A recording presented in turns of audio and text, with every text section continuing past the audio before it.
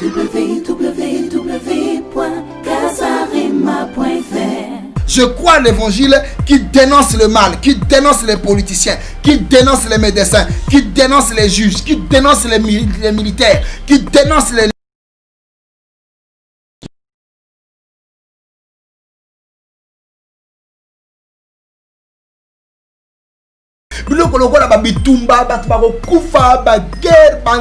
Ça fait partie de l'accomplissement de la Bible. Pourquoi on dit que la Bible est une promesse biblique? Bon dit que non, mais pourquoi on dit que la guerre est accomplissement de la Bible? Pourquoi Nzambe parce que Todi mutuka azanzambe pona boti pona bali, mais pourquoi azanzambe te parce que bitumbe bandi? Voir plus de vidéos chrétiennes en exclusivité, tapez www.casarema.fr. Fidèles téléspectateurs de Casarema, merci d'être nombreux scotchés en train de suivre cette émission. À la présentation, Fanny Onema, Wabino quoi. Yabino a monté ma bochanga dans ma bonne de lit de temps en temps. Je suis pas seule sur ce plateau. Je suis avec le prophète Ninos Ézéchias, le coach qui enseigne. Voilà, avec lui, on va essayer un petit peu de décortiquer sur un sujet très très délicat. En tout cas, ce sujet-là, les lots vraiment, pasteur Serge Kassongo. En tout cas, les lots, ils ont vraiment bien trotté, quoi. Ce sujet, les lots, ils ont bien trotté.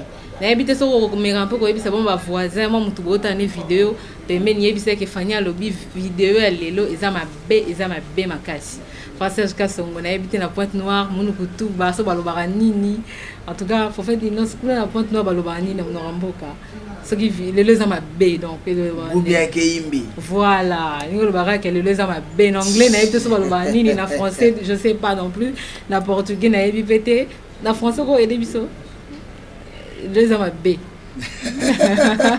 C'est compliqué. Hein? C'est vraiment compliqué. C'est vraiment compliqué. Aujourd'hui, c'est compliqué. C'est vraiment compliqué. Les hommes B, Makassi. Pourquoi les hommes B? Bon nombre de fois, tu vas à l'occupation, on a vu que tu as un supermarché, tu as une ville, tu as un salon de coiffure. Tu trouves que mon kilisa normal, parfois je suis. Parfois, non, excusez. Tu trouves que mon kilisa bien. Mais si tu zappes de tes informations, tu l'as dit, l'information sur les canaux sous la bambo, comme tu sentir que ça brûle chez les voisins. Tu trouves un peu normal, surtout ceux qui sont en Europe, en Afrique, non. En tout cas, ce sont les pays du tiers-monde. Ce sont les pays en voie de développement, ça se comprend. La politique du pays est faible. Donc ça se comprend qu'il faut pas souffrir. Bon, l'économie en fait en baisse. Hein, tu vois, or que ce sont les signes. Avez-vous déjà en fait, pensé, ne serait-ce qu'une seule seconde, que les gros signes, il y a fin du temps, prophète Ninos? Oui. On est tellement accroché à la terre. Hein, on pense que c'est une maison éternelle, prophète Ninos. Que direz-vous? La terre est-elle une maison éternelle? Il y a une phrase que j'ai l'habitude de dire, que l'homme mène sa vie normalement comme si la vie était un arrangement éternel. C'est comme si il fait tout, mais dans sa tête, il ne sait pas qu'il y a une fin, les choses vont s'arrêter un jour. Et en plus, c'est parce que bon, les gens se disent que Dieu, il ne peut pas avoir fin du monde, par exemple. Pour eux, ils se disent que le monde dans lequel ils ont investi, ils ont construit des immeubles, ils vont partout dans le monde, dans tous les sens. Ils se disent fin, parce que la fin, en fait, vient pour bouleverser les projets des gens. Voilà. Prophète Ninos, quels sont les signes du temps de la fin? Maman, je pense que là, tu viens de soulever tout un sujet. Oui. Tu viens de soulever tout un sujet parce que, en parlant des signes des temps de la fin, il y a d'abord les signes, il y a les temps et il y a la fin. Voilà les trois mots que je retiens dans ton sujet. Oui. Il y a les signes. Or, en restant que dans les signes, nous avons vraiment plus d'un mois de séminaire. Quand j'ai fait mes conférences eschatologiques, quand il faut seulement parler des signes, j'ai plus d'un mois d'enseignement. Alors, puisque c'est dans une émission, je vais commencer par dire que le vrai travail de l'église n'est pas seulement spirituel, mais c'est aussi un travail sociologique, un travail éducationnel, un travail intellectuel qui s'implique pour arriver à comprendre les signes. Parce que les signes dont Jésus nous parle, dans Matthieu 24, à partir du verset 1 jusqu'au verset 14, et vous prenez Matthieu 24, du verset 15 jusqu'au verset, je pourrais même dire, jusqu'au verset 23, 24. Si tu avances encore un peu plus loin, dans Matthieu 26, dans Matthieu 25, dans Luc 21, dans Luc 26, quand tu prends tous ces versets et tu prends le livre d'Apocalypse, tu prends 2 Thessaloniciens 2, tous ces versets, je te dis, maman, en tout cas, que Dieu te bénisse pour avoir choisi ce sujet parce que donc, pour que tu comme un niveau Jésus, dans tous ces versets que je viens de citer, surtout dans Matthieu 24, a utilisé un mot que moi j'appelle les constats. On ne peut pas parler de signes sans faire les constats. Parce qu'il faut pour nous comprendre que tu dois vivre la fin. Vous comprendre parce que elok mususu ekosalema pembeni na yo moyebi na yo te ke loko wana ezosalema wana ezali signe ezoko annoncer tant auto komi nango. Tu vois, parce que quand on parle de signes, ce n'est pas encore la fin. Ce ne sont que des choses qui montrent que tu continues à tango. Mais ton yango egozala mulai. Mais na kacha mulai wana to bossa na te ke suka eza. Voilà pourquoi on dit les signes des temps de la fin. Il y a d'abord des signes, faut te yeba signe. Pourquoi tu yeba signe? Parce que ba signe wana ego permettre biso to yeba tango. Tango tozo yeba tango, tozo komilengela parce que tu yebi que tango balobaki soki to moni boy. Ça veut dire que tango ekomi mabe to na butu to na soir. Ça veut dire que faut to sa nini to milengela pona tango suke koya biso to zala sauver. Raison pour laquelle na lobby que dans 2 Timothée chapitre 3 le verset 16 la Bible dit toute écriture est inspirée par Dieu. Nzambe atinda makomi pour simplement nous avertir. Et ici dans Matthieu 24 signe d'abord na lobby que na traiter sujet na yo en 3 parties. En parlant d'abord des signes, Jésus commence par le constat. Ça veut dire raison pour attirer attention ya mutu nyonso o yazana se awapi na se amoy. Jésus attire son attention parce que nous sommes église, mais j'ai l'impression que l'environnement n'a pas inspiré bisoté. Na bandel, toza église. Yesu atikele biso mukanda maloba. Mais na kacha maloba wana azoko tinda bisoto sa nini? Toza la concentré na mukanda te, mais to yeba ko tanga pe to comprendre makambo ya mukanda à travers ya ozo salima libanda. Sikoyo, j'ai l'impression que biso ba chrétien que tos environnement na biso ezoko inspiré bisoté. Ba makambo ezo leke pa ba voisin tozo kanisa geza musika.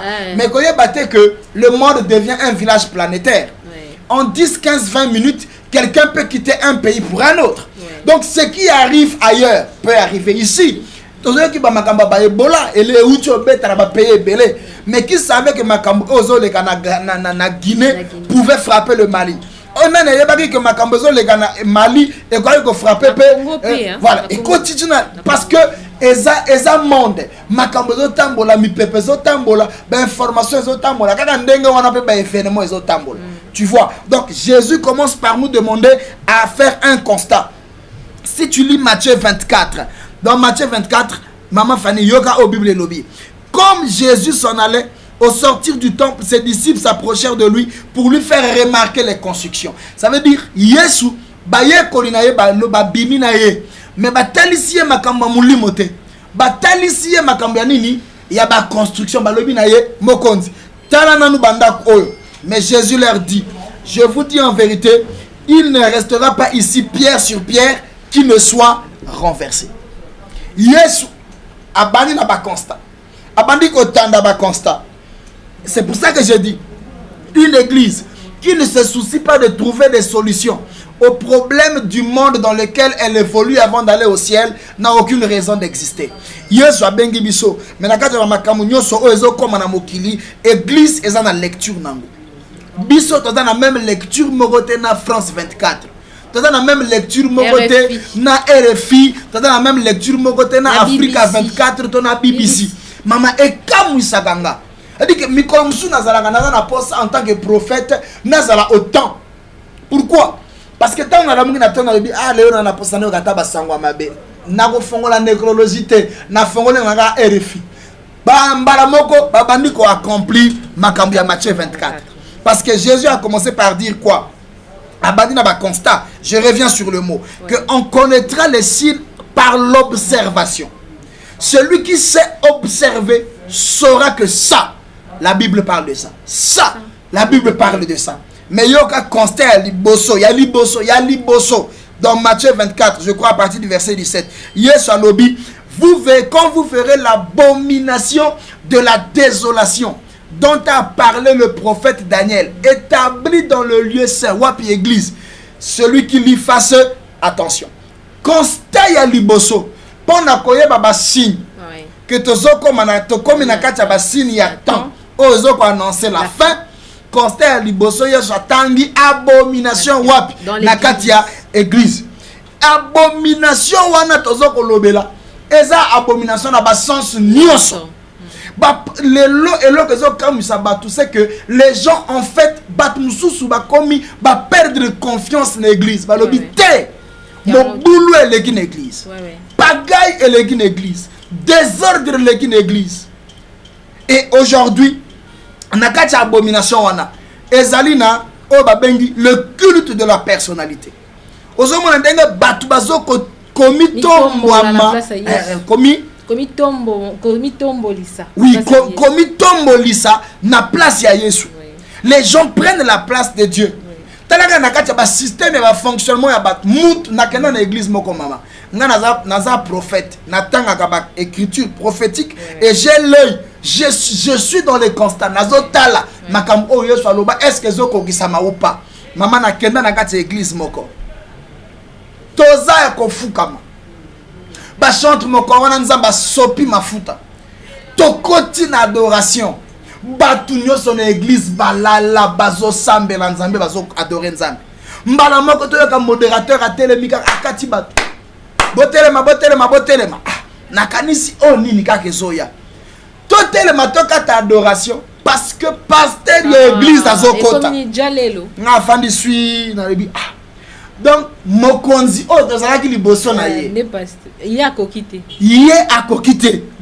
tiko tata oyo o azokota na kati ya présence pe ya nzambe ye kaka mosali ya pamba place mokonzi azali mosali ya kitaka ndenge nini mosali plutôt mokonzi azali yo oya mokonzi kwa sani atelema ayamba pe yo mais non wana no c'est ça ba signe ya abomination le culte na kati te wa pour na pe pasteur en qui retard ay culte retard mais abenga modérateur est-ce que ça les tondi est-ce que ça les tondi concert kaka wana donc non moi je pense que na kati ya cadre ya ba constat il y a des petites choses il faut que tu constates yango na kenelisu musika en dehors de ça il y a le nakati abomination il y a le manque de puissance des hommes dans les hommes de Dieu pour condamner le mal surtout ça aussi na lobi boy bas hommes de Dieu bazana nguya mais malheureusement na zo de magenet nguya yango esuki kaka na ba service même nguya na maloba ya ko condamner mabe eza suna kati église te pourquoi makambo ebele mabezo salema na ba mboka ba politicien bazana ba déviation ebele mais église na ba pasteur tozana nguyate ya ko telemela makambo mabe o ba kondi mususu bazoko sala na kati ya mboka ba pia mbongo voilà tout ça ça fait partie de quoi ça fait partie ya basile o ezoko lakisa le temps de la fin voilà ezoko lakisa que Yesu aloba na biso ke makambo o soki bo bandi ko mona yango donc les lots liste ça vraiment moulaï. Il y a le culte de la personnalité, la papauté dans l'église, papoter on dit to critiquer l'église, église souci, église mère église mère moko boye donc ezalaka père moko babenga pape ye chef ya ba chef aza pape donc ye mokonzi ya bakonzi ya ba milimo nyonso écoute likolo mutu na ye bakoma Victorious Philidei donc ye ndenge aza wana aza remplaçant ya fils de Dieu siko tata wana tosekaka ye totelemelaka ye na ebandeli ke te tala ye baekulusu munene likolo ya nzoto tala ye kiti ya munene afanda lokola nzambe ye mongo na place na ye to kritika yango siko ekiteli biso en désordre mikolo oyo na kati ya chaque église moko boye quelque part église nyonso ekomi na pape na yango vous allez comprendre église nyonso eza kaka baconstat nalobi nakolobela nanu makambo ya baconstat lelo eza mabe donc mutu nyonso akoma pape na marque na ye bikulusu baekulusu oyo biso tokritika ezongeli biso makambo na nga naloba parce que ça me fait mal vous comprenez la papauté dans l'église eloko mosusu oyo ezokotalisa biso Yesu alobi le jugement commencera dans la maison de Dieu négligence ya makambo ya Nzambe le culte est profané le lieu sacré est profané parce que l'ennemi vient aujourd'hui pour profaner le temple il n'y a plus le respect du sacré batu bakoki koya kokota na kati église ko buka ba cher abuki cher po asa soda adui pekele abuki cher pa kanisa zo sa la l'état nzoka yebite que on profane pas le sacré nyoso wana eza ba signe ya abomination ba signe ya fin ozo ko lakisa biso que tango ye mabe mutu aza capable lelo na likambo muke à traiter mutu ya nzambe loko la chiffon loko la papier. La Bible dit celui qui touche à l'un de mes serviteurs a touché à la prunelle de mon œil et loko amuyi ndo na kata lisu et donc mutu ya nzambe o tie loboko likolo na ye yeba que ozoko toucher na ba interdit ya nzambe donc nyoso wana ezali ba signe biloko mususu kana kata ba constat to longa na kata église to koti siko na kata mokili une autre chose c'est que tali sabiso basin bilembo le ko la bazoloba eza la pornographie qui se vend à tout bout de chemin dans nos villes nalobili la pornographie qui se vend à tout bout de chemin nzela regarde la Bible dit même Bible lobby tu ne regarderas pas la nudité de ta sœur tu ne regarderas pas la nudité de ton frère maman. Il suffit simplement le côté de manabalabala. En tout cas, au moment la nudité à sœur nayo, au moment la nudité ya maman nayo, sans le vouloir. Et nous se wana ezali ba signe ezokoya. To comme na ba période ya moto o belobi Abraham na prophète ba jeune fille babi mulungie. Maman, Genèse 18. Eza faute na bango te Genèse 18. La Bible dit Abraham s'assit devant sa tente à l'entrée des chaînes de Mamré. Mulunge leki Abraham biminda kwa longole lamba fandi likolo liboso anda. Mulunge donc et c'est comme ça que aujourd'hui le monde artiste inspiré par Satan par Satan le diable bazoko créer ba mode qui va à l'encontre il y a éthique il y a batu bazoko late sabatu na ndenga mabe pour simplement faire que la sensualité est comme un public. Aujourd'hui, voir le corps d'une femme, c'est pas quelque chose de grave. C'est-à-dire que tu n'as pas besoin de fournir d'efforts. C'est apporter les alcool à bazoteka, biloko na zandu batie likolo atabia ya plateau mokoboye. Non, tout ça c'est l'œuvre du diable qui annonce la fin. La pornographie dans nos médias. Dans nos médias. Regardez comment la femme est chosifiée. La chosification de la femme. Moi si a commis objet de publicité. Il suffit ce que vous en avez posé à oteka eloko. Tiaka moi si moko boy alati silipe allez obimisi eloko wane ko somba. Yemba na yoka ka bêtise basombi cede na yo. Yemba na yoka ka makama mabe basombi eloko na yo. Teka ka biloko bozoba basombi eloko na yo. Tout ça c'est parce que le diable est en train de fermer les yeux du monde. Azoko fongola batu misu pona ba mona makama mabe ba sepra na yango. Oh, mais franchement c'est compliqué.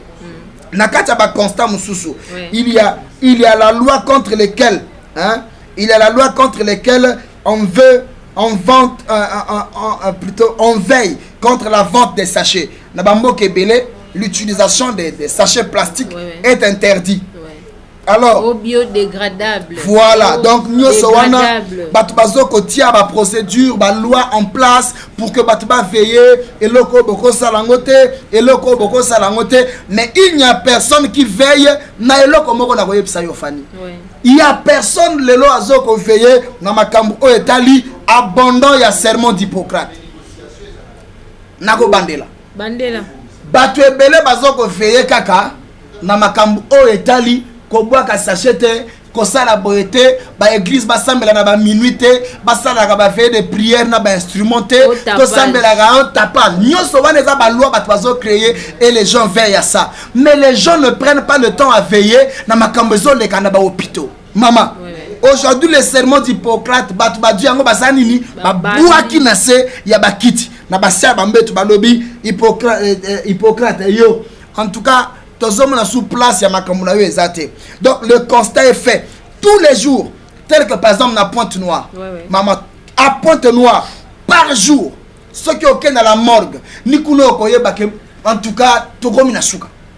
Maman, na morgue ya Pointe-Noire kaka pamba. Pointe-Noire c'est une petite ville. Oko tambola ngo koti na mutuka toute la journée au tamboli ville ici. Na morgue ya ville wana 60 au moins 70 personnes babimaka morgue pour na bakene kokunda bango. Et donc dans la semaine quand j'ai essayé de faire un petit bilan, il y a plus de 5 à 700 personnes au bakundaka par semaine à Pointe-Noire. Que fait la médecine? Place à médecine et wapi. C'est parce que les médecins n'ont plus le souci de vie. Vie à Moutou et zo kolobela sous médecin et l'autre côté. Médecin a préféré Moutou a koufame a dwa mbongo. Mbongo ango pozo dwa pa pozo bo sanage yo po kotika ngo kolanda Moutouana. Donc nyoso wana ezamine. Voyez-vous, plus de 20% des malades meurent entre les mains des médecins chaque jour en Afrique. Je dis plus de 20%. Mutu soki alongwa na ndaku na maladi tango aki hôpital ta musu phase en espoir ka kobika. Mais ba médecin pe ba commis en complicité na ba morgue. Na ba morgue. Tembete. Donc bazo boma batu na ko boma. Bazo pesa batu ba kisa mabe pour que ba facture na bango. Tout ça ça fait partie des signes des temps de la fin. Ngana kenaka nanga musikate quand je prêche les temps de la fin. Moi j'ai pas de constats, j'ai pas de signes.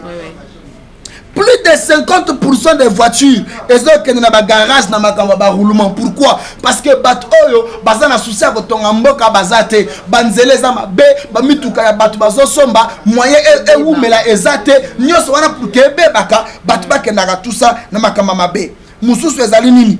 Plus de 30% de nos frères et sœurs n'ont plus accès à un bon suivi scolaire. Plus de 30%. Nous avons parlé dans le des temps de la fin, maman.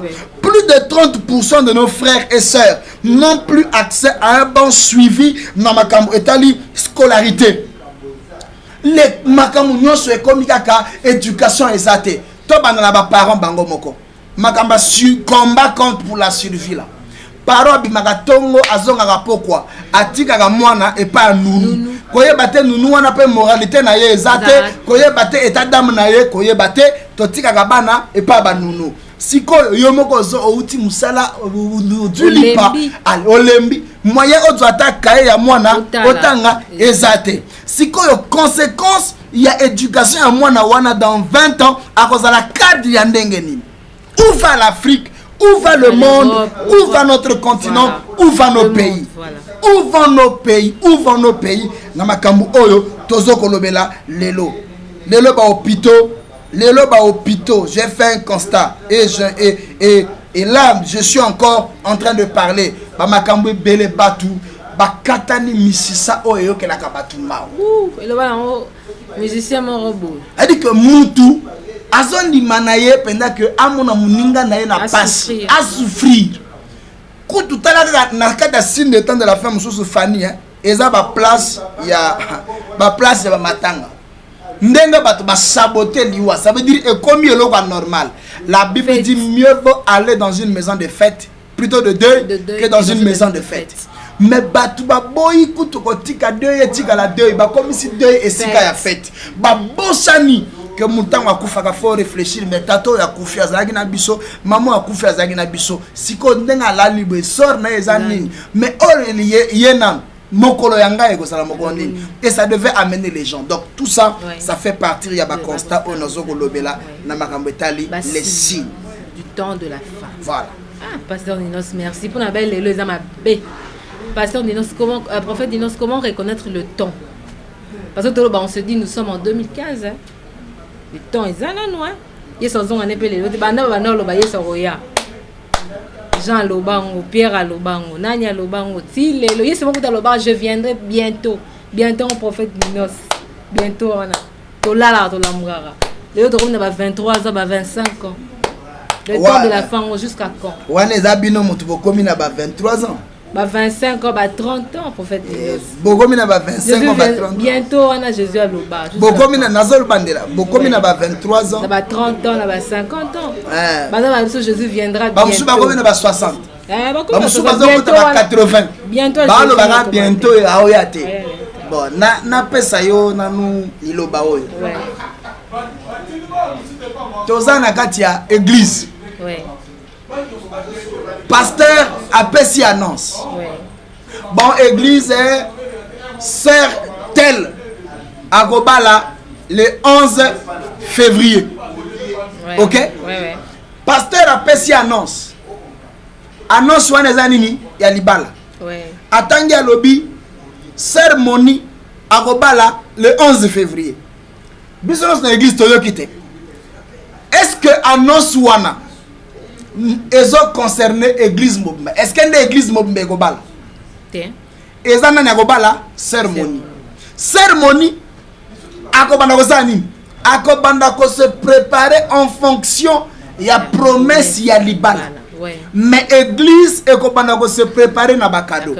Donc niveau ya kozala concerné na makambu ya libala et kozala na préparation et kozala différent entre la mariée et l'invité. La promesse, il y a retour, il y a Jésus. Ils ont concerné l'église Nyon Soté. Ils ont concerné Oyo, Bazali épouse. Donc les gens qui se sentent concernés, c'est des gens qui se préparent. Celui qui ne se sent pas concerné ne se prépare pas. Pour lui, c'est encore loin. Nabatuloko la biso toza ba cérémonie.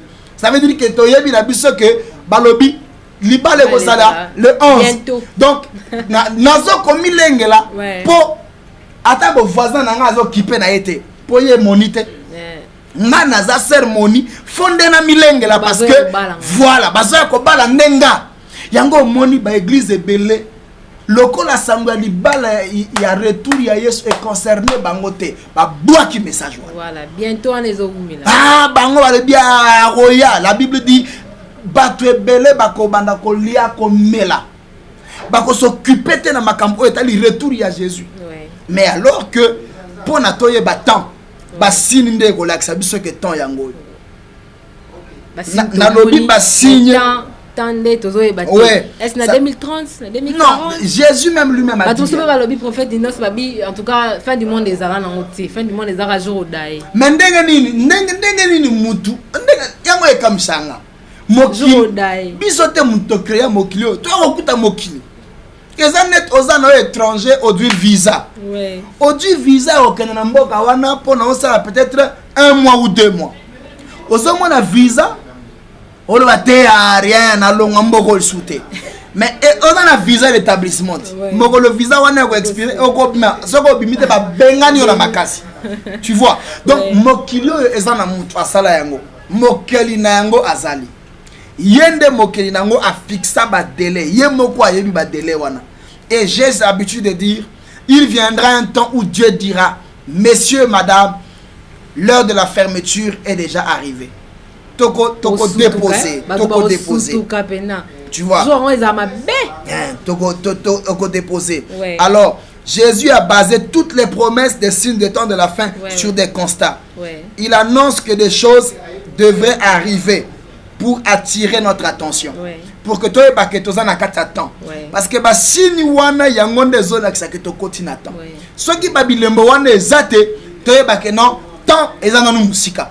Mais ceux qui bilembo wana est commis ah photo lobake ah tokoti na kati ya tango prophète Ninos na kati yote papa ba mususu ba otala biso ba bien en tout cas prophète Ninos ça tangela biso mambo Bible mais bacha ba les scientifiques aussi le disent hein.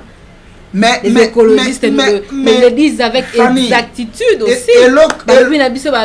Guerre, troisième guerre mondiale, la guerre Yamai. Et Balobi, par exemple, la terre et Rosala sous-souté.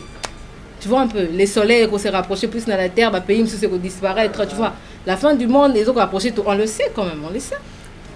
Les scientifiques le disent avec exactitude. Oui, et le Batubazo Kobosana, ils allaient simplement que les scientifiques bango mogope, bazo ko précipiter makambo. Les scientifiques na kati ya science na bango, bazo ko salela kibumayele ya science. Bazo bosana na kati ya kimayele wana, bazo ko précipiter pe tant yango et s'accomplir. Voilà pourquoi Jésus a lobi boy. Na kati ya Matthieu 24, il dit vous verrez. Hein? Oui. Banane ba mona, ba scientifique. Et donc bazo bosana yango wana, ba scientifique ba commencer la ba documentaire embelé na makambo etali fin. Mais bango bazo yebate que na kati ya makambo nyonso wana bazo sala bazo inventer bazo lakisa bazo yebate que bazo pousser biso to comprendre Matthieu 24 au Bible lobby vous verrez. Vous comprenez? Bible lobby vous allez voir tokomona nini, tokomona ba guerre. Tokomona nini, tokomona bitumba. Mboka oyo longwe awa eke kuna. Na lokola Afrique ezokoma continent de l'avenir, continent du futur. Boye ba peka na sima continent du futur wana ba problème pa ya futur ezoya. Yango nde bato ebele tango bazoko vivre lelo ba kanisa teke ba problème o eza na moklezaka otozomona.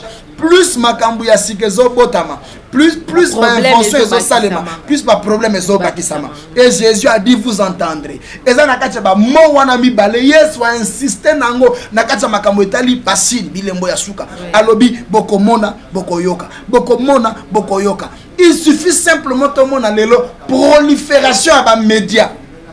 Tu comprendre que même inspiration à cause de médias est belé et ça pour accomplir ma cambo. Parce que les médias peuvent y pour la pouvoir, ils ont pouvoir. Les médias ils ont y pour la nini pour la kisabiso. Les médias ils ont y pour la nini pour y bisabiso. Alors les médias ils ont wanati. Koyebisa, kolakisa. Koyebisa, kolakisa. Pour former, pour informer. Oui, mais pas médias mingi comme une formation du sous-souté et comme une information. Donc bon Dieu abino wana ba radio musu ba nonsaka ba naissance té. Ba nonsaka ba liwa. 400 personnes, 1000 personnes, disparition de ceci na mikolo Boko Haram. Donc c'est grave. Makambo oyo Yesu alobaka. L'évangile qui ne pousse pas le peuple de Dieu, qui ne pousse pas le peuple. L'évangile qui ne pousse pas le peuple à entendre ce qui arrive, ni à voir ce qui se passe, détruit et se dégrade, et se dégrade autour de nous. N'est pas bon. L'évangile oyozoko pekisabiso toyoka toyeba tomona oyozoko salema pemben na biso ezoko tia biso sous-informé. Alors c'est ce que j'appelle moi par les sons de trompette. Et là qu'on nyonso ezoko salema na mokilelo ezanini un son de trompette.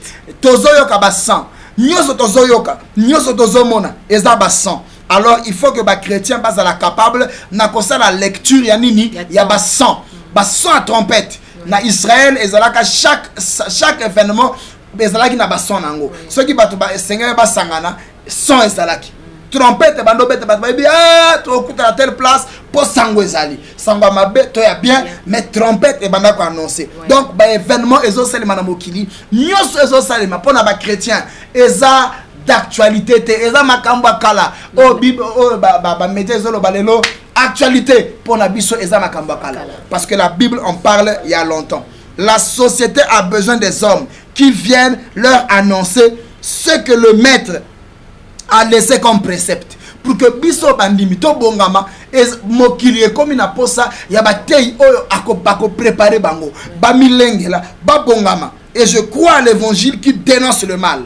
Je crois à l'évangile qui dénonce le mal, qui dénonce les politiciens, qui dénonce les médecins, qui dénonce les juges, qui dénonce les militaires, qui dénonce les musiciens. Évangile wana oyo ya ko dénoncer pona ko lakisa batu nzela ya nzambe yango nde toza na posa nango pour que to milengela na katia bisaleli na biso. Merci prophète Ninos. Prophète Ninos, motuna mo peso yelinga, quelle est l'attitude ou le comportement que nous chrétiens nous devrions avoir face à ce problème? Devrions-nous avoir peur? Devrions-nous bander nos yeux? Devrions-nous être tristes? Devrions-nous pleurer? Jésus a dit, quand vous verrez ces choses, gardez-vous d'être troublés. Levez vos yeux. Prophète Josué. Jésus a dit. Prophète Ninos, en tout cas, je salue le prophète Josué Kabengele. En tout cas, Jésus, un grand prophète aussi de Kinshasa. Ok. Comment être tranquille alors que à Goma ça brûle? Oui, ça brûle, mais Jésus a dit. Les chrétiens qui sont là, Jésus a alors dit, que bazo violer ba maman, bazo violer ba voisine. Tout ça là, maman nyoso wana yango na lobi nyoso wana ezali bilembo. Ezana ba bato ebele ba sambelaka. Mais ba biloko ba prière mususu toko sala yango oui, poto lingi kimia. Mais kimia wana nzambe soki alobi ke koya ekoya.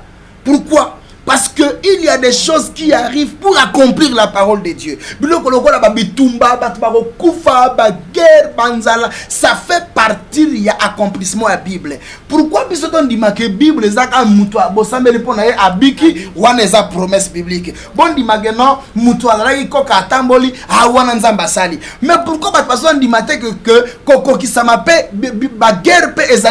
accomplissement de la Bible? Pourquoi parce que to di mutuka azanzambe pona boti pona bali, mais pourquoi azalanzambe te? Parce que bitumbe bandi. Nzambe pe faza nzambe parce que bitumbe bandi. Nzambe pe faza nzambe parce que bazoyi ba corton quelque part. Nzambe faza la peine nyoso wana fa église yebango parce que ça fait partie de quoi? Des signes. Maman, la Bible dit que un pays se lèvera contre un autre. Les gens qui la constitution. Moko mona mukonzi moko me pa fa mboka mindele ya Amerique to wapi akoya ko luolonga soki wapi aye ko telema la moko na mboka songolo pona ko lobaka te e ko sala maboyete. Mais donc il y a des problèmes qui vont arriver. Mais Jésus a dit à l'église, à son épouse, garde-toi d'être troublé. C'est en ce moment-là. C'est l'attitude qu'il faut avoir. C'est l'attitude qu'il faut avoir. Le comportement que nous devons avoir, c'est de savoir que ce qui arrive accomplit la parole. Moi, je m'apprête. Matthieu 25. En fait, Ninos, bakoti nanda kuna papa babuki porte. Ba ebisi yo papa sala baluka na simana bimana moi sinon bimana. En fait, Ninos, il faut toujours être tranquille. Wana est comme surtout eza makamba ba vivre na est. Fanny, wana ezali ba makambo eza réel. Oui, c'est ce que je suis en train de dire. Et des chrétiens qui quand le Seigneur est en train de dire, gardez-vous d'être troublés. Cela ne veut pas dire non. L'attitude de gardez-vous de ne pas être troublé. Cela ne veut pas dire que ce qu'on massa c'est bandé na sima awa en fait c'est garder le cœur orienté vers les promesses du Seigneur. Koyeba ke nzamba lobaki nanga tango koya na bangate mais na kati ko bangate wana bakoki pe koya babomio. Mais au coup final espérance na yo que nzamba lobaka nanga que na ko bangelo côté pour même ata liwa na ba seconde o na mutu ayeba nzambe a okufa na ye. Mais maman ko bossa neloko mokote toza na promesse ya lola toza na promesse ya makambo nzambe. Donc en temps réel c'est ce que nous devons faire, c'est de garder notre confiance dans la parole de Dieu, de garder notre confiance dans makambo oyo nzambe azoko sala nakatia peuple naye. Donc il ne s'agit pas d'aller se livrer nakatia bitumba place ezali pour na koloba que non tokotika satana plutôt tokotika masasi ya nango. Non, tu peux fuir mais tu as l'espérance que bitumbe koya nzamba ko bikisanga atako bitumba ngo esili nango te naza mundimi na okende lola naza na confiance. Voilà l'espérance. Yango ne faut pas zonga la côté ya biso makambu oyo pour que makambu ya mokili e bangisa biso te. Oyebi que ezaka problème ya mutu ya bitumba te mutu lelo akomi azomona age na ye akomo banga azoloba ngana na balite. Mais Bible lobi na biso gardez-vous d'être troublé. Tango ekoya ekozala ka bandeli. mais pour na mokili batu ba comme ningana e bandeli batu bazo ningana bongo soki katikati yeye to soukeye. Voilà un peu ce que je pouvais dire aujourd'hui. Ah d'accord. Un dernier mot pour na souka. Merci d'abord pour na batnyo so baladi biso. Je pense que bamate ya oyo to kolandisa yango. Vraiment na ba prédication to gote yango na ba conférence, on va faire vraiment des tournées na ba mboke belé pour notre ça ba conférence ya makambu oyo avertir les gens. Donc je crois que Mundi Mignon se place aux alliés. Garde ton cœur de ne pas être troublé. Vous allez entendre et vous allez voir des choses. Mais sachez que le Seigneur a dit, quand vous verrez ces choses, c'est que le Fils de l'homme est à la porte. Ceux qui ont allé le la sœur Oyo, si annonce ya libala. Ceux qui ont Mundi Minakati église et concerné et talio. Mais ceux qui ont allé moi si Oya libala, mi lengela, mi bongama po. Tanwango to yebite, est-ce que koya na butu, est-ce que na moy, est-ce que na tongo to yebite, mais loko moko eza vrai, to za la kaka prêt, tango nyonso nanzela, to za na mutema ya kolendisama na kombo na Yesu. Amen, pasteur, prophète Nino. Merci beaucoup, sœur Fanny aussi. Merci beaucoup, Nandeng, on répond à l'invitation à Bisso. Bien que les émissions na yo. Merci. Le coach qui enseigne, merci parce que invité Bisso. Merci. En tout cas, le message au lundi, en tout cas, pour garder ces deux na yo monté, tout autant la yo monté, passe le message aussi à ton voisin. Ok. Parce que y par exemple besoin de la avertir. Ce qu'on l'a daté, on a est allé gagner, mais du moins, toi tu fais ton travail pour passer le message na yo et pas ya voisin na yo. Merci à l'équipe technique de Casarema. Merci également à la grande famille de Casarema. Je pense aussi au PDG Blaise Manzambi et à son épouse. Je pense aussi aux membres de ma famille, la famille Onema, depuis Londres, depuis Paris, Néné, Martin. En tout cas, des gros bisous à vous. Je prie le Seigneur et que message au comme Elabino. J'espère que ce message vous a plu. Sachez-le bien que la terre n'est pas une maison éternelle. Le cas témoin de Jéhovah Balobara. En tout cas, ils ont une maison éternelle. Tous nous sommes passagers. Donc, il y a un sujet, les deux qui vraiment bien trotté. Mais j'espère que, en fait, Nino, ça éclaircir Bino, Bozupe Bokebi, Namaramnyos. On se retrouve prochainement avec un tout nouveau numéro. D'ici là, portez-vous bien. Bye bye. Bye. www